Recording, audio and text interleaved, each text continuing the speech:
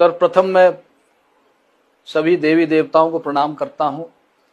मेरे गुरु, मेरे मार्गदर्शक प्रभु श्री कृष्ण को के चरणों में नमन करता हूं। आप सभी मीडिया वालों के और सभी प्रदेश की जनता के सामने हाथ जोड़कर प्रणाम करता हूं। साथियों, हमारे देश में पहलगाम में एक बड़ा दर्दनाक आतंकवादी हमला हुआ, जिसमें निर्दोष नागरिकों को मारा गया, उनका धर्म पूछकर मारा गया। बहुत बड़ी घटना हुई, दुर्घटना हुई। उसके बारे में मैंने एक वीडियो जारी किया था। उसमें कुछ बातें कही थी। पता नहीं, मुझे बड़ा आश्चर्य होता है इस बात पर कि मेरी अपनी कांग्रेस पार्टी, जो देश को जिसने आज़ाद कराया, कांग्रेस पार्टी के कई कार्यकर्ता, कई नेता शहीद हुए आज़ादी की लड़ाई में, वो पार्टी मुझसे सवाल कर रही कि मैंने ऐसा क्यों कहा। बहुत आश्चर्य हुआ, बहुत दुख हुआ। मुझे नोटिस दिया गया, मैंने उसका जवाब दिया। उस जवाब को संतोषजनक इसलिए नहीं माना गया कि मैंने उसमें राहुल गांधी प्रधानमंत्री बनेंगे नहीं लिखा था, ये जवाब में नहीं लिखा था, इसलिए उसको माना नहीं गया। और मुझसे कहा गया कि मैं ये लिखूं उसमें कि राहुल गांधी प्रधानमंत्री बनेंगे तो नोटिस वापस ले लिया जाएगा। मैंने मना कर दिया। मैं कोई ज्योतिषी नहीं हूं, और उन्होंने मुझे पार्टी से 6 साल के निष्कासित कर दिया। निरंतर राहुल गांधी के इशारे पर सेना से सवाल किए जा रहे हैं। क्या ये अच्छा है? देश के लिए अच्छा है? बिल्कुल नहीं। और नियम ये है, उस संसद के नियम नहीं जानते हैं। नियम ये है कि संसद में केवल डिफेंस बजट पर चर्चा कर सकते हैं, डिफेंस की रणनीति पर कोई चर्चा नहीं कर सकते, न डिफेंस, न पार्लियामेंट में, न बाहर। ये नियम है। क्योंकि जो पुलवामा हमला हुआ है, जिसमें हमारे जवान शहीद हुए हैं, वो इसलिए हुआ कि इंफॉर्मेशन लीक हो गई थी कि ट्रूप मूवमेंट कहां से हो रहा है, और उसका परिणाम हमारे जवानों की जान देकर हमको भुगतना पड़ा। तो इस तरह की अनर्गल बात करना क्या उचित है?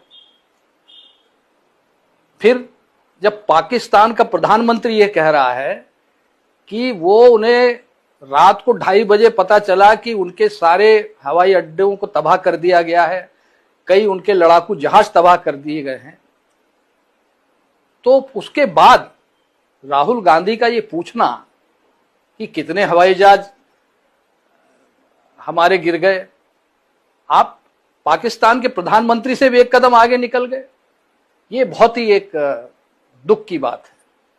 और सवाल अब मैं कर रहा हूं, जवाब आपको देना है। कांग्रेस वो पार्टी है जिसने देश को आजाद करवाया, कई देशवासियों ने अपनी जान दी। क्या इसलिए दी है उन्होंने जान कि हम अपनी बहादुर सेना पर सवाल खड़े कर सकें? तुम्हारे अनर्गल, अनावश्यक बयानों के कारण तुम कल्पना नहीं कर सकते हो कि देश की जनता कितनी आहत हुई है।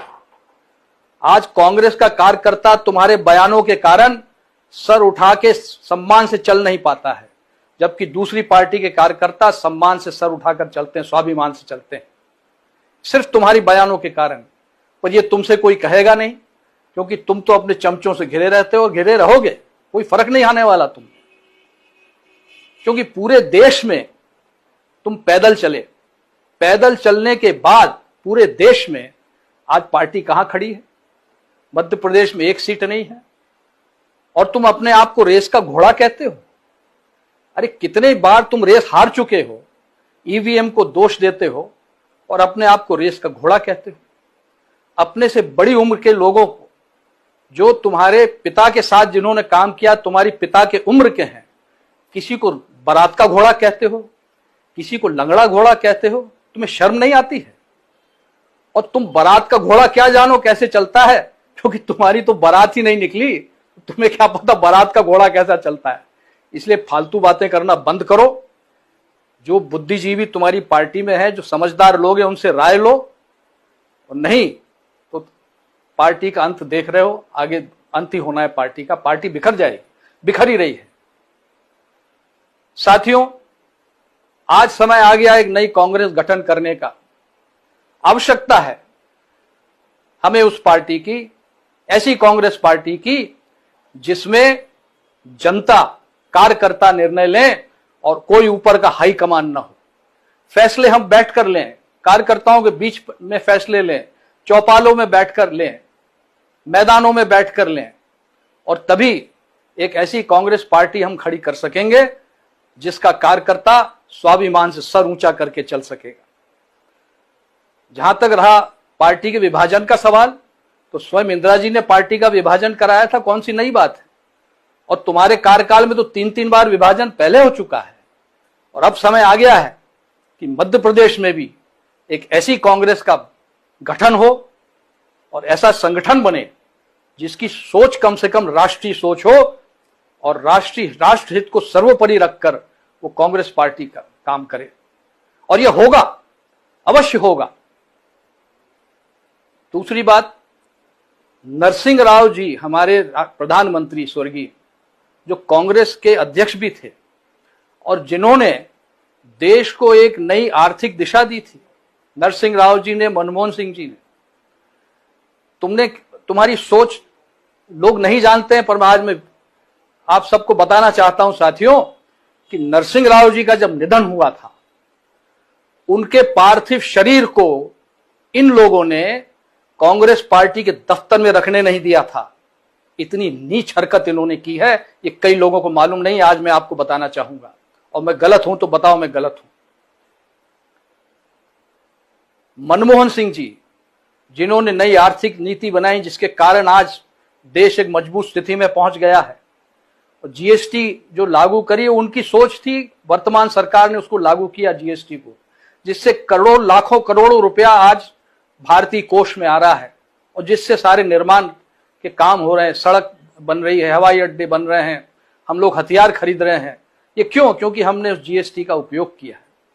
तुमने उसका विरोध किया, उसको कहते हो गब्बर सिंह टैक्स। तुम कुछ समझते नहीं तो अपना मुंह बंद क्यों नहीं रखते हो? तो साथियों, मैं आपसे आज यही इंसाफ मांगने आया हूं, और मैं मध्य प्रदेश का दौरा करूंगा। अभी वर्षा काल आने वाला है, किसान व्यस्त है। जब किसान फ्री हो जाएगा, मैं मध्य प्रदेश में दौरा करके जनमत हासिल करूंगा, और हम लोग सब मिलकर एक ऐसी कांग्रेस पार्टी का गठन करेंगे जिसे कार्यकर्ता और जनता चलाएगी। अंत में साथियों, मैं यही कहना चाहूंगा कि हमारे स्वर्गीय प्रधानमंत्री मनमोहन सिंह जी, महान अर्थशास्त्री, उन्होंने एक पॉलिसी बनाई थी वित्त विभाग की, और उसको राहुल गांधी जी ने कैमरे के सामने फाड़कर उनका अपमान किया था। आज राहुल गांधी, ये देख लो, ये मेरे निष्कासन का नोटिस जो मुझे दिया गया है, ठीक उसी तरह कैमरे के सामने फाड़ रहा हूं जिस तरह तुमने मनमोहन सिंह जी का पत्र फाड़ा था। और एक बात और सुन लो, मैं कांग्रेसी था, कांग्रेसी हूं और कांग्रेसी रहूंगा। ये तुम्हारे इस कागज से मैं कोई कांग्रेस के बाहर नहीं हो जाऊंगा। मैं 40 साल तक मैं कांग्रेस में मैंने सेवा की है। 5-5 लोकसभा के चुनाव जीते हैं, 3-3 विधानसभा के चुनाव जीते हैं, कई चुनौतियों का सामना किया है। सुषमा स्वराज जी के खिलाफ कोई लड़ने तैयार नहीं था, विदिशा से मैं गया था क्योंकि पार्टी ने भेजा था। तो सुन लो ये, और हमारे साथी जो देख रहे हैं, साथियों, अब समय नहीं है कि इनके आगे झुको, इनकी चमचागिरी करो। अरे पार्टी आपसे चलती है और पार्टी आप ही चलाओगे, और इनकी समझ में नहीं आता तो छोड़िए इनको। हम लोग मिलकर एक नई कांग्रेस खड़ी करेंगे। आप सबको बहुत बहुत धन्यवाद। ईश्वर आप सबका कल्याण करे। धन्यवाद। जय हिंद।